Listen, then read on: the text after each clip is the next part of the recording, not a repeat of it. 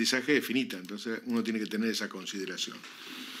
Y cualquiera que esté en una guardia, cualquiera que esté en presencia, en cualquier lado le puede pasar que encuentre un stroke, un accidente, una pérdida brusca de la conciencia.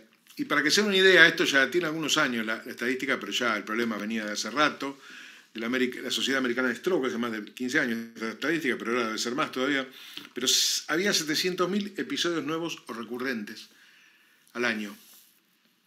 Era la tercera causa de muerte en Estados Unidos, 3 de cada 5 personas que mueren eran mujeres y 58 billones de dólares el costo médico de la incapacidad.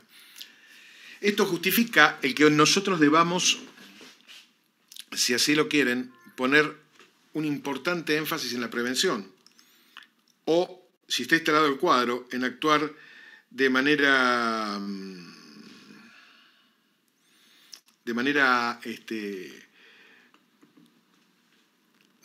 estoy leyendo los mails porque hay un problema con la secretaría que no se pueden pasar las notas porque no tenemos clave del suelo, los alumnos obviamente están bastante preocupados.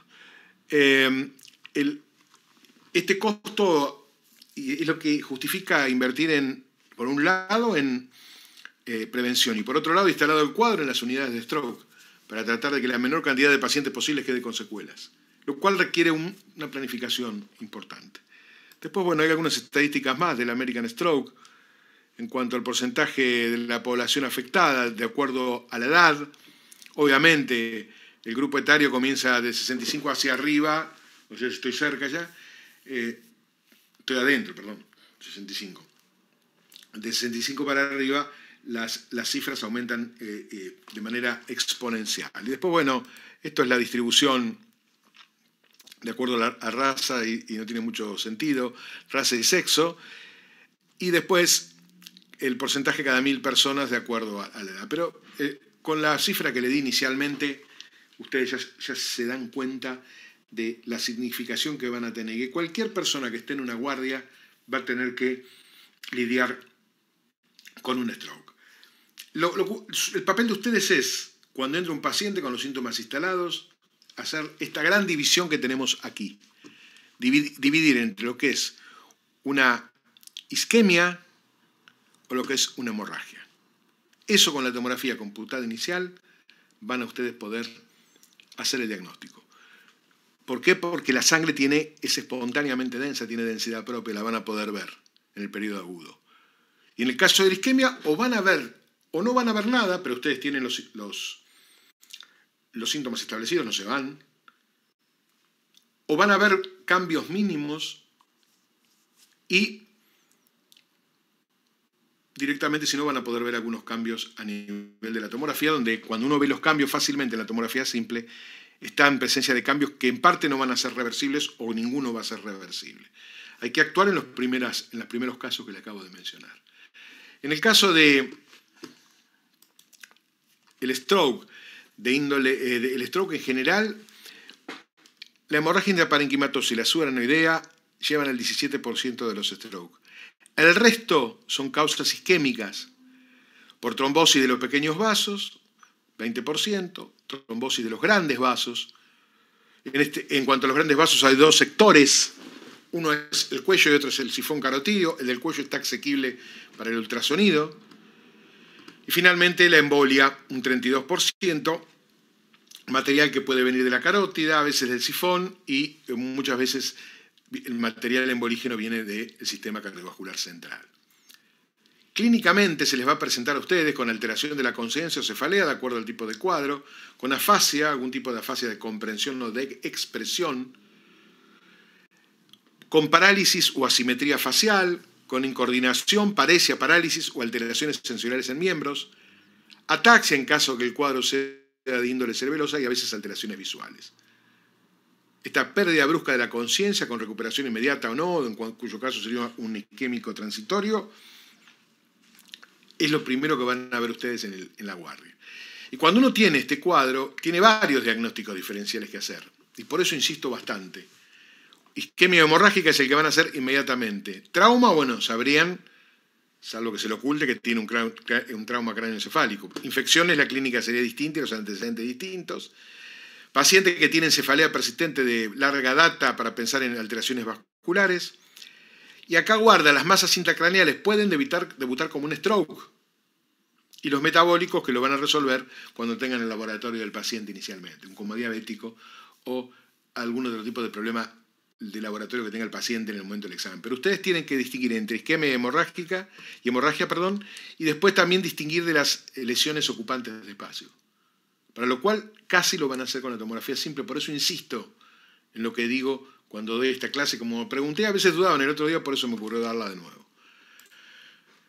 Cuando uno tiene un stroke, rápidamente pide una tomografía computada sin contraste, no tiene sentido el contraste, buscando estas tres grandes divisiones que acabamos de decir.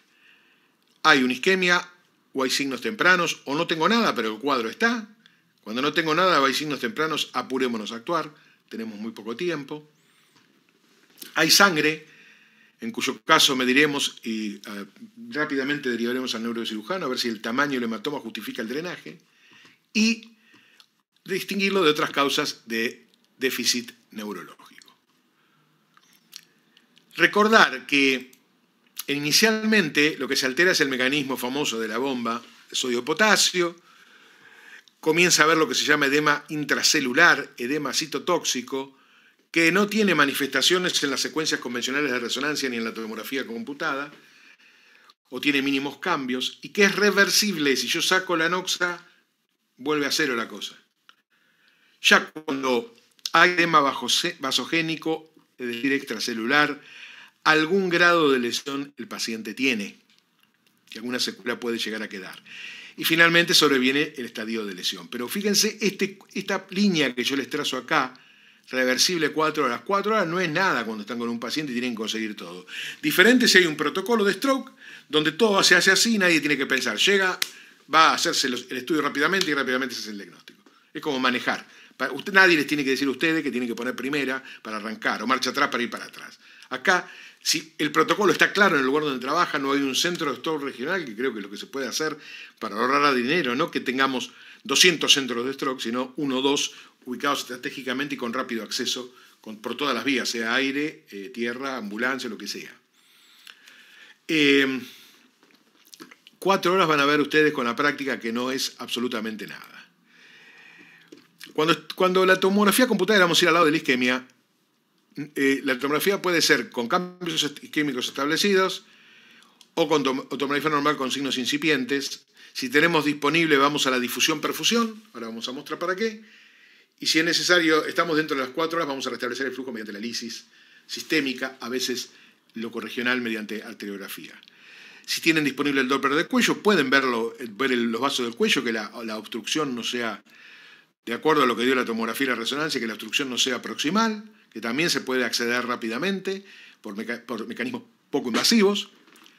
Y ya cuando tenemos cambios isquémicos establecidos, la cosa es más complicada porque hay que estudiar cuál es el beneficio de devolver la vascularización, porque cuando uno lo hace fuera de hora, corre el riesgo de transformar ese accidente isquémico en un accidente hemorrágico y agravar los síntomas del paciente.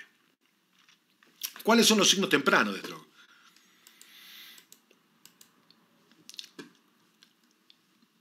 Los tempranos son pérdida de la delimitación sustancia gris-blanca, borramiento de surcos y a veces la banda insular, o pueden tener la presencia del signo de la cuerda,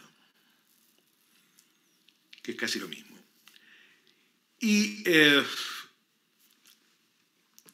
los asociados a lo que acabamos de decir, o ven mucho calcio en las arterias del lugar donde ven este borramiento mínimo, o pueden ver la hiperdensidad en la arteria intracraneal mayor, que este sí es el signo de la cuerda. Yo los signos que más les recomiendo son el borramiento de surcos, la pérdida de delimitación depende de la calidad que tenga el tomógrafo, y sí se ve bien la hiperdensidad en la arteria intracraneal mayor, o la calcificación arterial. El caso es un paciente con un cuadro de stroke. A ver si alguien le ve algo a este paciente, ¿qué les parece?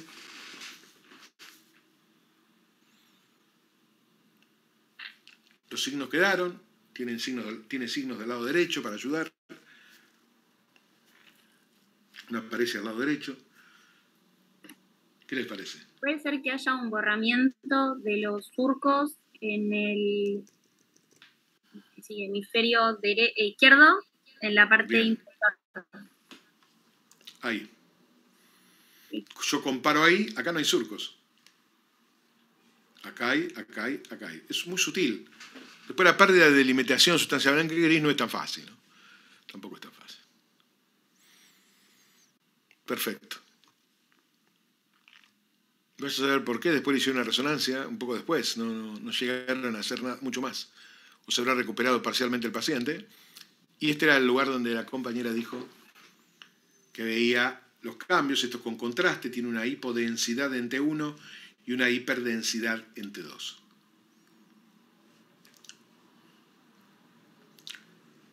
Estos son signos tempranos, ahora, ¿cuáles son, cuándo se establecen los signos tardíos? Bueno, ya hay algún grado de irreversibilidad.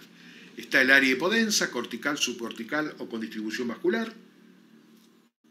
Afecta, y lo que es importante, afecta la sustancia blanca y la sustancia gris. Eso es fundamental para realizar el diagnóstico. Entonces, cuando están establecidos, ya hay edema extracelular, aparece esto que vamos a ver ahora. Ahí lo tenemos. Afecta sustancia blanca y sustancia gris. Tiene distribución vascular, tiene un borde neto. Esto está en el territorio de ¿qué arteria? La cerebral media. La cerebral media. Ya tiene algunos días, porque si yo miro el cuerno anterior, de los cuernos anteriores, ¿cuál es el más grande? Si usted lo miran los dos, ¿cuál les parece más grande? ¿El derecho o el izquierdo? El derecho parecería ahí. Y claro, entonces no hay edema, si no estaría colapsado. Está al contrario, un poquito agrandado, que sí, esto ya tiene unos días, no tiene edema habitualmente. Y el problema que ustedes tienen que distinguir, y por eso lo pongo para que vean, es de esto. ¿Cuál es la diferencia de esto con lo anterior? Si yo me olvido que le di contraste, con lo cual arregla la cosa. Si yo miro esto, ¿por qué estoy seguro que esto no es una isquemia? Y lo que yo le voy a decir a los familiares, tengo que seguir estudiando a este paciente, lo voy a llamar rápidamente al especialista para que lo estudie, porque no es esto una isquemia. ¿Por qué no es una isquemia? Y lo digo con tanta seguridad. Porque respeta regiones de área de sustancia blanca. ¿Blanca? No, de sustancia gris.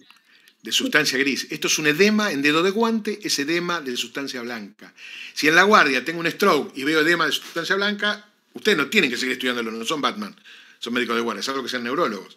Van a decir a la familia, esto no es una isquemia, esto es probablemente tengo que estudiar para ver de qué se trata, porque tiene un edema que no puedo definir con este estudio, y punto.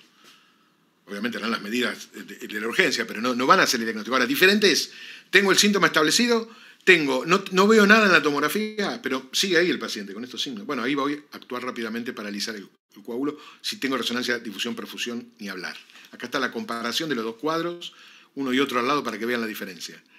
Edema en dedo de guante y esto que es una isquemia, con afectación de las dos sustancias, la blanca y la gris. Acá, como dijo la compañera, la sustancia gris está respetada. ¿Está claro el concepto ese? Esto es lo más importante. ¿Qué pasa con...? Quedó claro, ¿no? Eso, porque esto a veces a ustedes les trae duda. Esto no da duda, esto. Como yo le pongo un edema. Sobre todo si es grande, si es chico pueden tener problemas.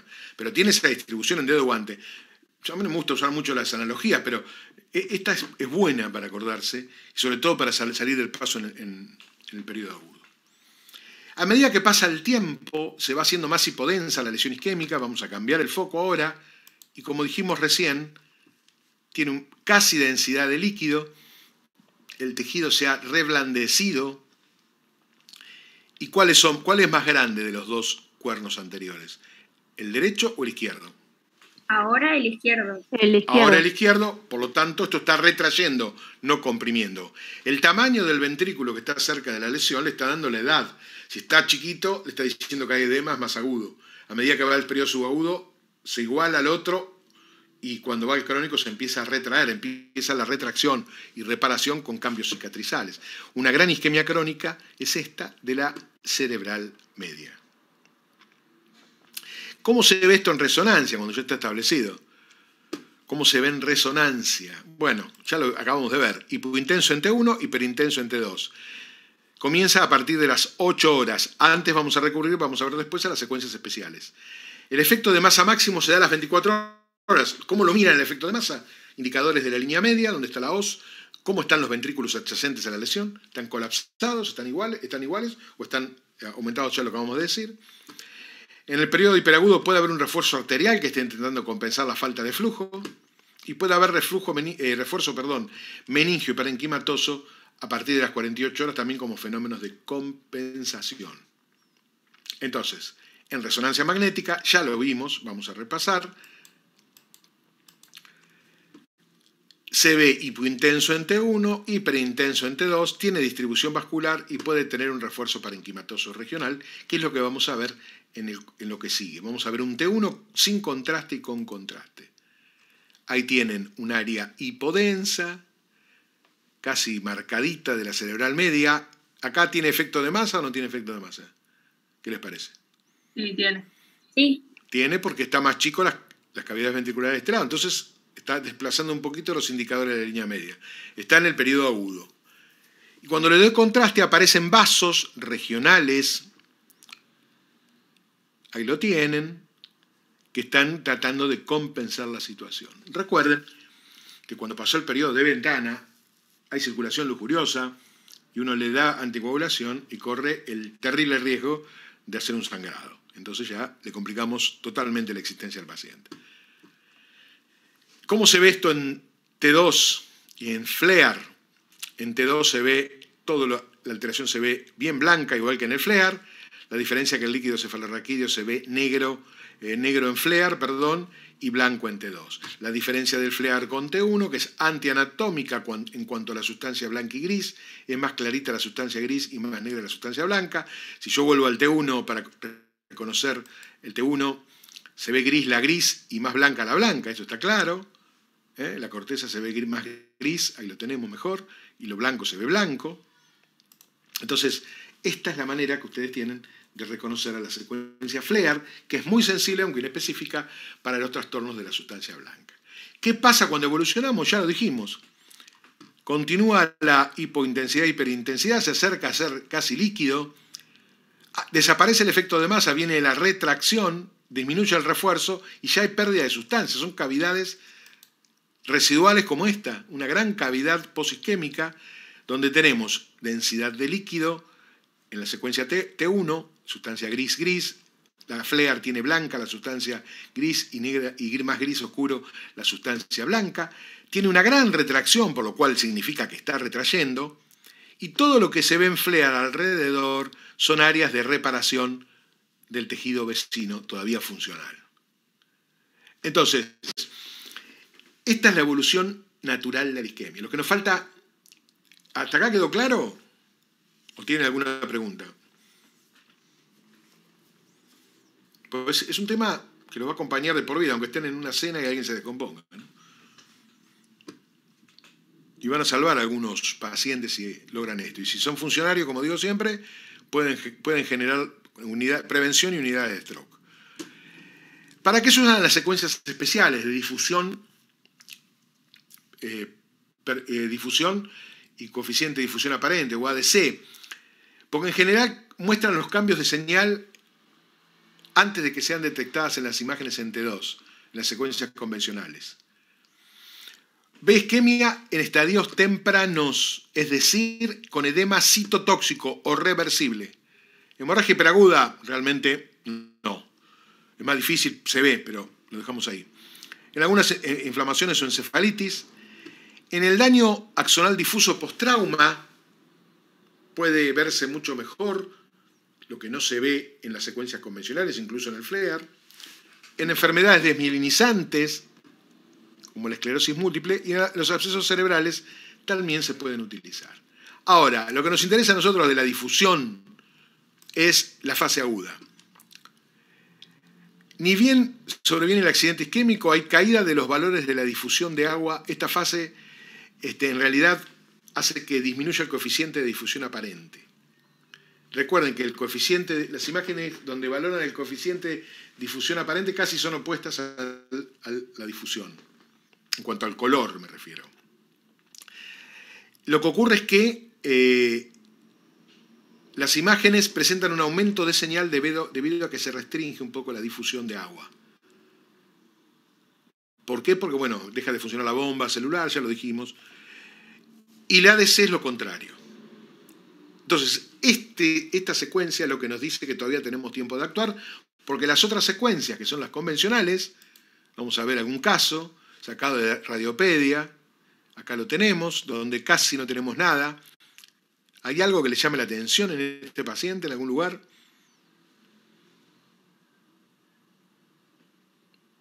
¿Ven algún signo?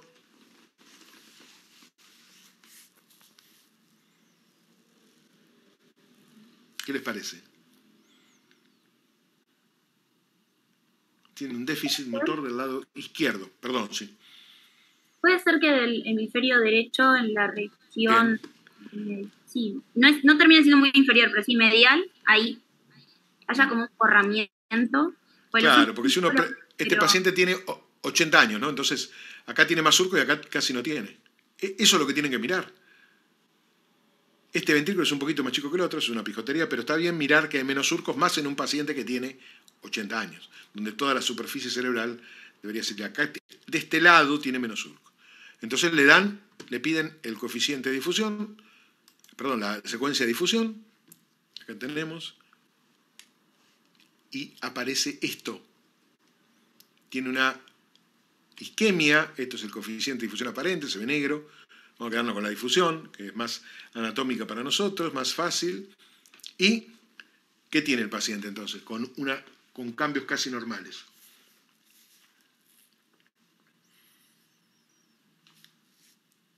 ¿Qué les parece?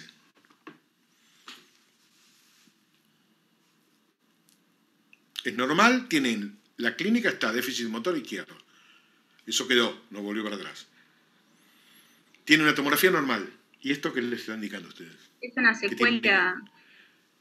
¿Por qué secuela? Es una difusión. ¿Cómo secuela? O sea, hay isquemia. Entonces hay isquemia. Secuela, secuelar es el agujero que vimos el otro hace un rato. Guarda. Tiene tomografía normal. Los cambios irreversibles tienen cambios hipodensidad. Acá no hay hipodensidad. Vos misma me dijiste, creo, que había borramiento de surcos. Son signos tempranos, no son secuelares. Tiene una isquemia. Esto es lo que ocurre. Vos tenés, y esto es para que se lo graben, tomografía normal. Ahí sí salgo corriendo. Y yo que soy de la época donde venían, en el año 89-90, con un tomógrafo bárbaro lo teníamos, pero no había nada para hacer con la isquemia. Entonces, cuando no tenía nada y venía con el signo establecido, decía, pedirle dentro de 48 horas que va a aparecer la isquemia. Esa era la conducta en el año 89. Esto cambió, por eso insisto en esto. ¿Se entiende la cosa de lo que estoy diciendo? Sí, se entiende. Profe, una pregunta. Sí. ¿Difusión sería la tercera imagen? Sí, pero hay diferentes secuencias de difusión, Hay diferentes posibilidades con la difusión. O a veces se hacen mapas con 2 secuencias. Lo importante es que estos son secuencias de difusión, se parece mucho a un T2 muchas veces de la difusión, y esto es muy parecido al FLAIR. Son secuencias que adosan la difusión porque es del mismo paciente. Inclusive hay varias secuencias de difusión de acuerdo a los tiempos, ¿no? Pero lo importante es tener el concepto de para qué sirve la secuencia. Otro paciente. Una pregunta. Déficit. Sí, perdón. Sí, perdón. En esta secuencia o sea, siempre la isquemia la vamos a hacer, o esta área de penumbra, no sé cómo se dice, la vamos a ver blanca. O sea, con esta secuencia. Claro, en difusión la vas a ver blanca y en ADC la vas a ver negra. En cuanto a... Es un área donde se afecta sustancia blanca y sustancia gris, no cabe duda. Y tiene distribución vascular en el territorio del cerebral medio. Y tiene colapso, está empezando a tener un colapso del ventrículo, casi tenue.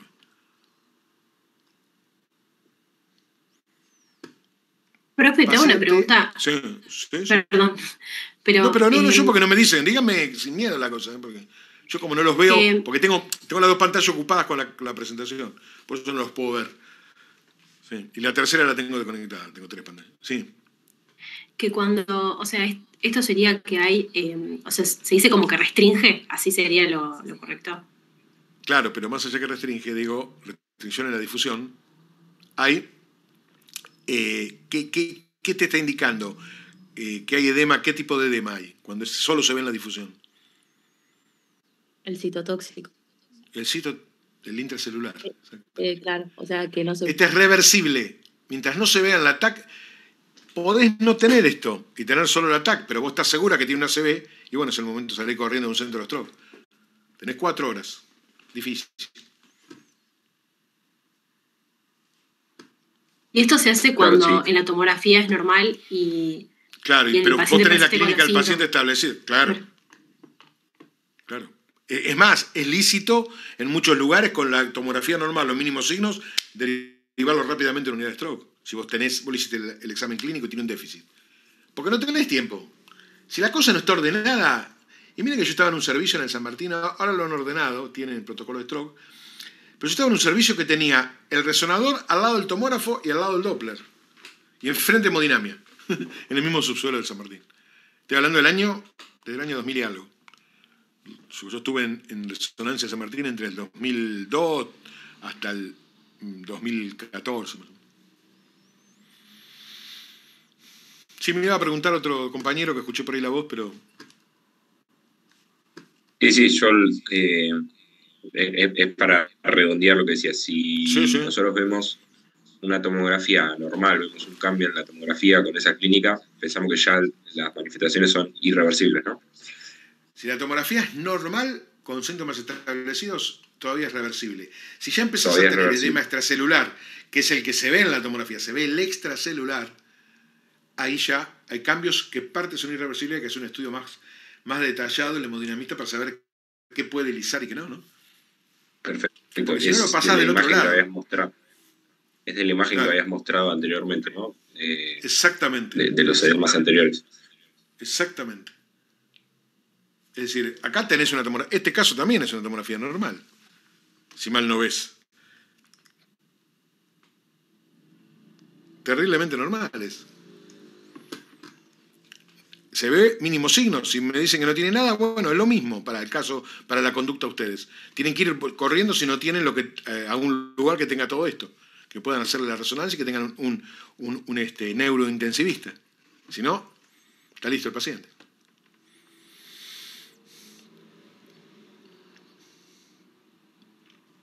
Muy bien, vamos a otro paciente, pero este paciente que tiene un déficit motor izquierdo ya tiene otros cambios previos. Tiene una gran cantidad de cambios en la sustancia blanca periventricular con dilatación de los ventrículos como signos de isquemia crónica. Ya tiene una isquemia, pero aparece con un déficit motor ahora. Acá casi no veo nada, puedo ver esto ahí, que parece lacunar. Ya esto es irreversible. Pero cuando le hago la difusión y el ADC, ¿qué les parece a ustedes?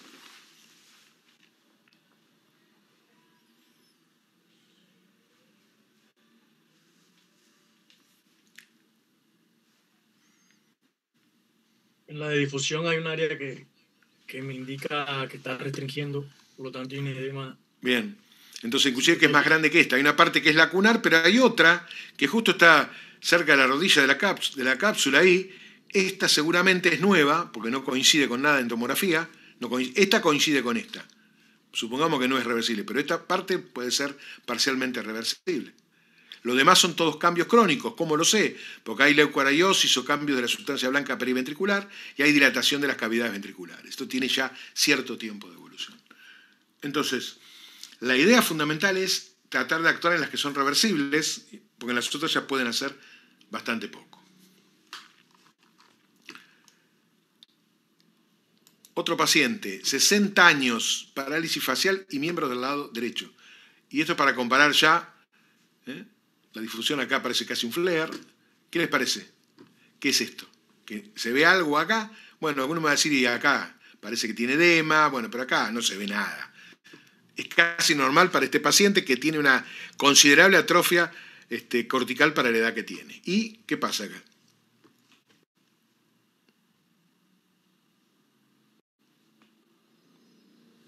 Al tener esto en la difusión, ¿qué tipo de edema es este? Otra vez. Intercelular. Exactamente. Todavía estamos en fase reversible. Acá yo no veo nada. No se ve nada. pero los síntomas están. Tiene una parálisis facial y de miembros, tiene una hemiparesia facio-brachiocurál del lado derecho. Bueno, coincide con la zona que está afectada. Profe, ¿Se entiende la idea? Sí. De la imagen de la izquierda sería el ventrículo. ¿Puede ser que esté un poco dilatado hacia inferior o es por el efecto? Sí, está bien. Si todavía no tenemos edema extracelular, es edema citotóxico. Okay. Si la dejas un rato va a empezar a hacer un edema extra. Ese es el concepto durante la fase hiperaguda.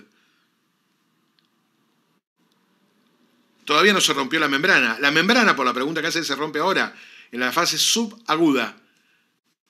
Entonces, el aumento de la difusión por disminución de la compartimentalización del agua libre.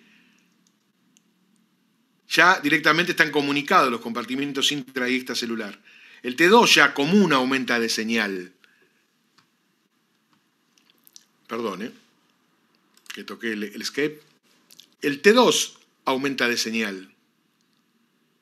Porque ya se alteró la estructura tisular, hay mayor movilidad para las moléculas de agua libre y menor influencia del spin-spin de la secuencia.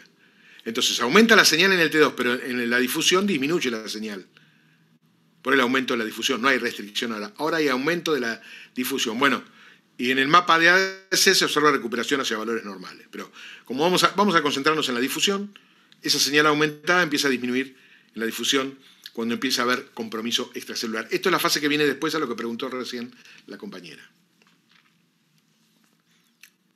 Entonces, a medida que pasa el tiempo hacia la fase crónica, sigue aumentando la señal en T2, es lo que vimos al final hoy. El D1 se muestra zonas hipointensas por mayor difusión. Esto ya no importa, igual está contaminado el T2 ya, esto nos olvidamos. La fase crónica es lo que vimos hoy, cada vez más parecido al líquido, en T1 y en T2, comienza a haber cavidades por destrucción del tejido afectado, por la necrosis del tejido afectado. Esto es vital para ustedes durante su práctica médica habitual. Recordar que si tienen disponible el Doppler ¿para qué sirve? El Doppler sirve para valorar la bifurcación carotidia. Esta es la carótida común, carótida externa, carótida interna. ¿Qué valoro? Si hay o no hay placas, como estas placas que son calcificadas. Si estas placas provocan compromiso hemodinámico, en cuyo caso ya la afectación del parénquima cerebral va a ser hemisférico, porque si la obstrucción es baja va a ser hemisférico. Y también tener en cuenta que estas placas, voy a mostrar otra ahora, que es más heterogénea. Esta placa tiene un área más líquida, un área que tiene calcio, pero lo más significativo es que las placas nos preocupan por dos cosas. Primero, porque obstruyen cuando son significativas, es decir, más del 50% las estenosis, pueden provocar cambios hemodinámicos si no hay compensación y por lo tanto isquemia. Pero también las placas cuando no son estables, cuando son de superficie irregular, no es este el caso, o tienen contenido lipídico y son blandas, pueden complicarse y desprender material embolígeno. Y eso también son las embolias de que hablábamos hoy, que llegaban al sistema nervioso central desde el cuello o desde el sistema central. Obviamente que el método más exacto morfológico es que es la angiografía digital. Eso no cabe duda, donde uno valora las obstrucciones, pero no es el caso de hoy. Pero recordar también que ustedes tienen, cuando le hacen la resonancia, en el protocolo de stroke, la posibilidad de ver los vasos del cuello, porque le hacen un protocolo de stroke donde se hacen las secuencias básicas y se hace una angioresonancia sin contraste. Es un estudio rápido que le da un pantallazo general de la circulación del paciente. También pueden estudiar en ese mismo paso algo que no podemos con el Doppler, que es el sifón carotidio, que es el lugar de asiento de patología frecuente. Y como en este paciente, un médico conocido que ya falleció, muy adelgazada la cerebral media del lado derecho. Esta paciente, me acuerdo que la mujer me llamó, hace poco la vi a la mujer. Yo estaba en el hospital, yo iba de tarde, entonces algunos días estaba tarde y que si podía ir a la clínica a hacerla, porque había hecho una serie, digo, no, a la clínica no voy, tráemelo acá que tengo esto y tengo el resonador. Así que le hice el Doppler me dio normal, le hicimos la angioresonancia y en ese mismo momento, con esa misma ambulancia se fue para Buenos Aires, en esa época era 2000, no me acuerdo, 2003, 2004, y en ese momento salió corriendo para Buenos Aires y la verdad que tuvo tuvo algunas alteraciones en el carácter después, pero la función la recuperó ad integrum. No siguió atendiendo, era un médico muy, muy especial. Era un demente que atendía hasta las 12 de la noche. Se atrasaba con los pacientes, atendía en un consultorio paralelo a la clínica donde yo trabajaba, a 3 o 4 cuadras, en 42, 8 y 9. Y cuando le cerraban el consultorio a las 9 de la noche, se venía con todos los pacientes para la clínica que seguía abierta, con los ficheros, y los pacientes lo ayudaban, y venía con la fila de pacientes atrás, una cosa muy especial. Bueno, terminó con una ACV. Era tampoco, como todos los médicos, no se dejaba conducir mucho. De hecho, una vez hizo una colecistitis y le digo, che, ¿te tenés que operar? Me dijo, no, es mi cumpleaños. Se fue a la miércoles de la clínica y cuando volvió con un absceso hepático, estuvo un mes internado en terapia. Pero bueno, después falleció bastante más adelante. Eso demuestra el hacer un diagnóstico rápido cómo le salva la función al paciente. ¿Me quieren hacer alguna pregunta de esto que dijimos, de todo esto?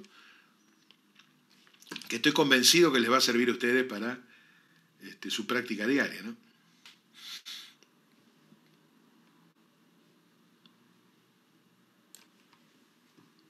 ¿Hay alguna duda que les haya quedado? ¿Algo que quieran charlar?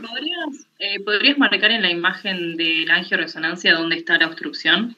La última que mostraste. Esta es la cerebral media, está claro. El grosor. Este tiene un pasaje filiforme. ¿Se nota la diferencia de una y de otra? Ah, sí. Sí, perfecto. Es muy grosera, de lejos. No mirar de cerca, mirarla de lejos la van a notar más fácil. Ahí tienen ustedes el sifón, la basilar, las cerebrales posteriores.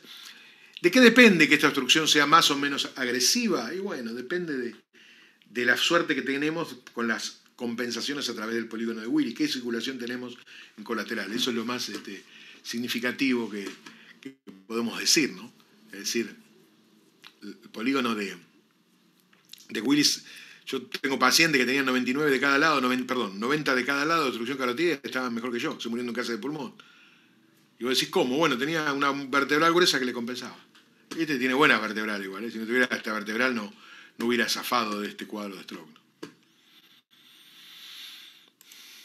Después vamos a hacer 2 o 3 recordatorios, no en detalle, pero para que recuerden que la otra posibilidad que ustedes tienen es esta, que en la tomografía aparezca una hemorragia, y lo que tienen que determinar en qué compartimiento está. ¿Está en el intraparenquimatoso o está en el compartimiento subaracnoideo o ventricular? Porque las causas son diferentes.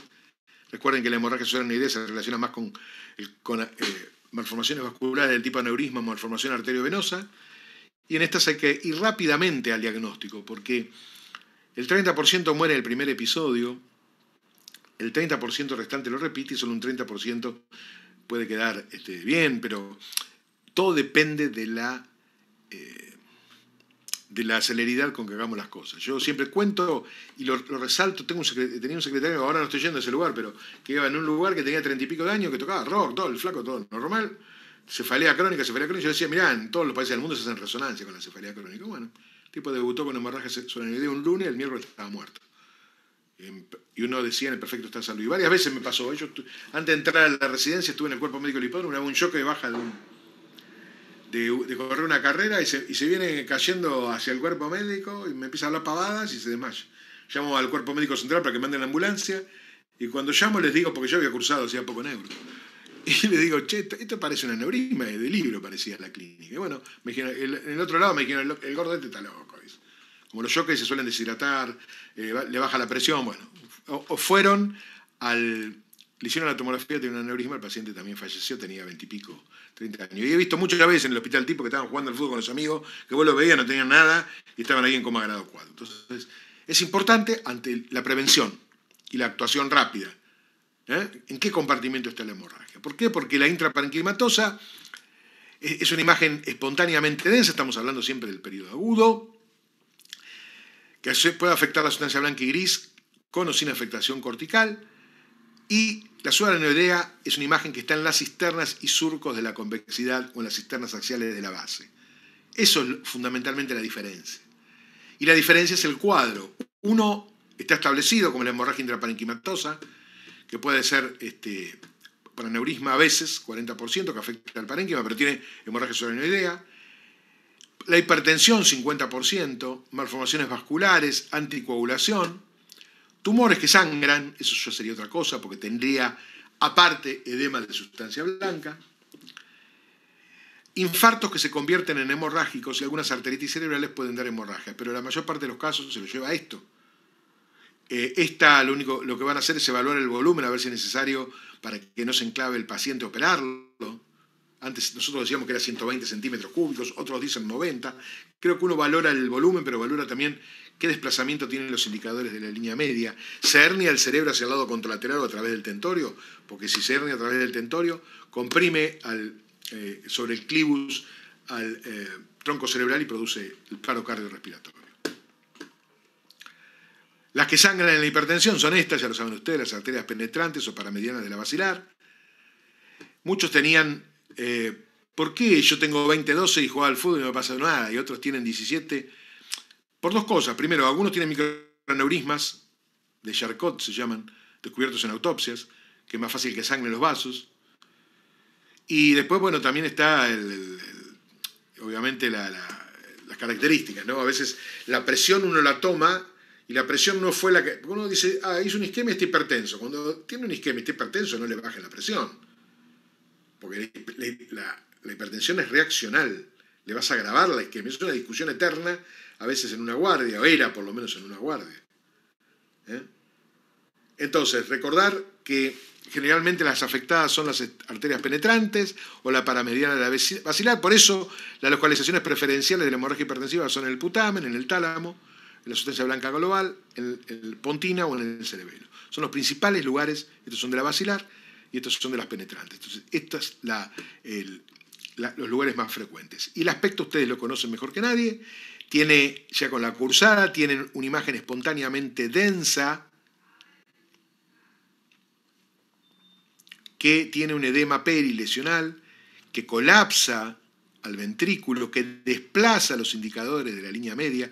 Esto es la línea media, esto está herniado. Si hiciera un corte coronal tendría una hernia subfalcial, es de alto volumen y esto termina con la vida del paciente. Entonces a veces se ve la posibilidad del drenaje para descomprimir el encéfalo de ese paciente. La sangre en resonancia es muy difícil de seguir. Todos estos cambios tiene, hoy no lo vamos a mencionar. La hiperaguda generalmente depende principalmente de la oxihemoglobina con edema circundante, por lo cual se ve hipointensa. Hiperintensa esto no importa. El agudo en los días posteriores al sangrado se sigue viendo hipointensa, pero ya tiene un margen que es más blanco, hipointensa las dos, pero lo que sí importa que recuerden, porque para esto se utiliza la resonancia, es que en el periodo subagudo la sangre se ve blanca en todas las secuencias fundamentales, sea T1, T2 y FLEAR. En agudo no la vamos a usar. Y saber que la hemorragia crónica, que tiene años, depende de la hemosiderina y que en general tiene un halo hipointenso marginal, que me les está indicando que hay hemosiderina ahí y que puede haber habido un sangrado. Pasa en algunos cavernomas que aparece. Pero lo que ustedes se tienen que acordar para su práctica es que en el periodo subagudo se ve blanco y blanco.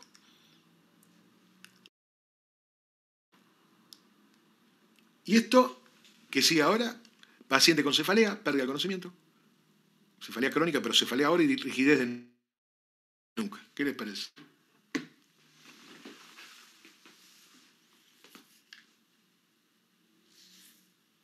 ¿Dónde está el problema? Esto lo ponemos, es bien grosero. Una hemorragia subaracnoidea. Claro. Fíjense el surco intrahemisférico, la cisura de Silvio blanca, las cisternas axiales basales blancas, ahí el surco hacia dorsal también.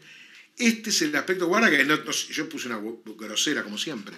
Guarda que este es el aspecto de la hemorragia subaracnoidea. Distinguir entre esto y esto. Hemorragia subaracnoidea. Después está el otro tipo. Hoy estamos hablando más de stroke, no de hemorragia. Recuerden que las hemorragias parenquimatosas pueden tener volcado ventricular, transformándolo ya en otro tipo transformando un poco el pronóstico del paciente. Y la causa de estas hemorragias, las más frecuentes, ya en la resonancia común, les voy a poner una secuencia T1 y T2, que ven acá ustedes. ¿Qué les parece? ¿Puede ser una malformación arteriovenosa? Es una malformación arteriovenosa. ¿Por qué? Porque se ven áreas negras. Negras en las secuencias fundamentales es igual a flujo. ¿Por qué? Porque yo estimulo los glóbulos rojos y cuando los voy a buscar para leerlos ya no están acá. Es un vacío de señal. Vacío de señal. Esto es más viejo de lo que pensaba, 1990 y pico. 2 de julio de 1900, que dice que es de antes, miren ustedes, ¿no? Miren si soy viejo, ¿no? Empezamos antes con resonancia. Ni me acuerdo ya en qué año empecé. Había empezado. La consecuencia es hacerle la angioresonancia. Teníamos esto en ese año. Era el mejor resonador de La Plata, sea privado o público. No había mejor resonador que este. Muchas veces nos pedían hacerlo en el hospital, no en privado. Y esta es la consecuencia. 5 de julio de 1999. No estaba con tan buena definición, porque en esta época yo no tenía muchas posibilidades digitales, como ustedes imaginarán. Lo que hacíamos era, yo andaba con la cámara de foto encima y le sacaba fotos a las placas de la mejor manera posible, pero como uno estaba apurado, a veces le temblaba el pulso, no salía tan nítido. Pero se ve muy bien el ovillo vascular, esto es sin contraste, recuerden que hay angioresonancia con contraste, que tiene mucha mejor utilidad, sobre todo si tiene lo que se llama preview, que es donde tiran el contraste para ver cuánto tarda en llegar y poder hacer los cortes automáticamente. Pero en general, en el protocolo de stroke se hace angioresonancia sin contraste y las secuencias básicas y de difusión para tratar de ver la isquemia. Y otra causa puede ser esta, de hemorragia subaracnoidea. ¿Qué les parece esto? ¿Qué es esto? Es un aneurisma del polígono de Willis. No puedo girarlo porque no tengo. Esto es una foto. Pero es un aneurisma del polígono de Willis. La otra causa de hemorragia subaracnoidea. La idea de esta clase era que ustedes vieran desde la óptica de un médico general qué es lo que tengo que hacer en el momento clave de la cosa, ¿no? Que de eso se trata la idea de que aprendan, no nada más que el final. Por eso cuando yo en realidad pregunto en el final, estoy convencido que les va a servir para su práctica médica. No pregunto lo que a mí me gusta, porque si no... De hecho, algunos me decían, vos tomas fácil. No tomo lo que hay que tomar, no tomo fácil. No me salgo de la regla. Porque cuando lo que uno toma, yo fui alumno, lo que uno toma es lo que queda en la cabeza del alumno. Porque con todo lo que tenemos para ponernos, bueno, y de hecho por eso me interesa el stroke. Van a salvar muchas vidas o van a salvar muchas funciones. Proceden de esta manera. Y no es tan difícil, perdón. No es que lo hagan ustedes. Es difícil después conseguir que esté todo armado. El día que entiendan los funcionarios por ese gasto en salud, que la mejor manera de ahorrar plata en salud, incluso las obras sociales, es la prevención y el tener unidades para que el tipo siga siendo funcional, que el tipo no tenga que jubilarse y depender del Estado de una obra social. Esa es la manera de ahorrar plata. Lo que pasa es que para eso hay que cambiar la mentalidad, ¿no? Y hay que dejar de hacer las cosas porque conviene políticamente. Hacer lo que hay que hacer, no lo que conviene políticamente. Todo se mete en la bolsa de la política, no me interesa de un lado y de otro, para mí son todos iguales, de otros son iguales, todo les interesa la política. Entonces, la conclusión es que si algunos funcionarios, como les digo siempre, no me voy a cansar de repetirlo, ya saben lo que tienen que hacer, que tienen que controlar. Yo estoy convencido que la manera de mejorar la salud sería, primero, la salud no es hospitales con equipos vacíos, es hospitales con médicos que deben ser bien pagos y con un horario prudente para que la cabeza no se les queme a los médicos. Porque si no es una tortura de profesión. Y después que la universidad tendría que estar de acuerdo con los hospitales públicos, ser las residencias universitarias, ser hospitales universitarios, y todo el mundo va a querer atenderse como en otros países de Europa. No hay que pensar mucho. Se puede hacer, no se hace porque, no, yo soy de la universidad, yo soy del ministerio, pero perdón, la plata sale del mismo lugar que es el bolsillo de los contribuyentes, como para nuestra carrera. No hay nada gratuito, hay alguien que lo pague, son los contribuyentes. Ese concepto que uno tiene que tener. La universidad debe ser pública, con exigencia y con formación de primer nivel. Los hospitales debe haber hospitales públicos de primer nivel. No lo hemos logrado. Porque no pasa que se esté discutiendo el sueldo en el Garrahan, que es un hospital el mejor, debe ser uno de los mejores de Sudamérica. Y yo no me refiero a lo del Garrahan, y no es política, yo ya voté a todos. No me quedó a nadie por votar. Así que no soy afiliado a ningún partido político. Pero hay cosas indiscutibles. Los hospitales son estructura, equipamiento, mantenimiento y médicos. Los médicos no pueden seguir siendo el fusible de la salud. En privado y en público, porque en privado es lo mismo, ¿eh? En privado hay médicos que laburan por hora en Buenos Aires, en mi especialidad. Entonces, no pasa por lo público nada más. Si no te agarra el Estado, porque está todo mal en el Estado, te agarra los privados, que es más o menos parecido, ¿no? Si vos no tenés. Bueno, ¿me quieren hacer alguna pregunta? Así cuando sean diputados se acuerdan, ¿eh? Si no, fue al cohete la clase.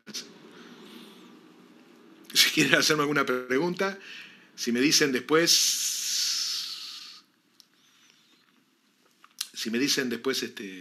algún tema que quieran ver la semana que viene, o ver caso, no sé, o lo que quieran. ¿Qué les parece?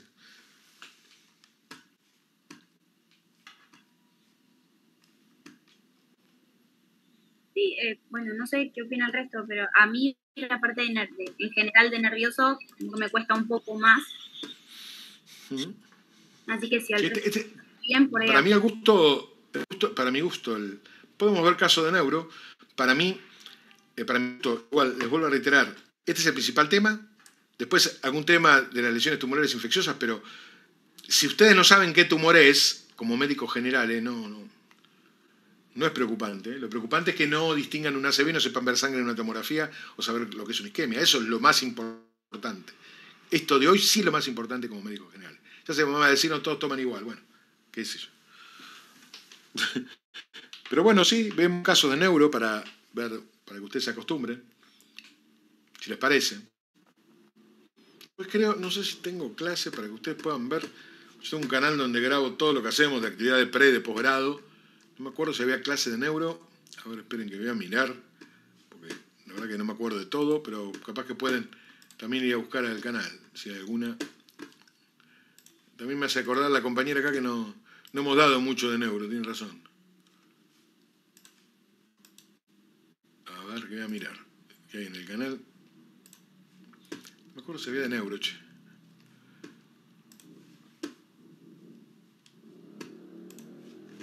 A ver. En vivo. Y playlist. A ver si tenemos miembro supremo inferior.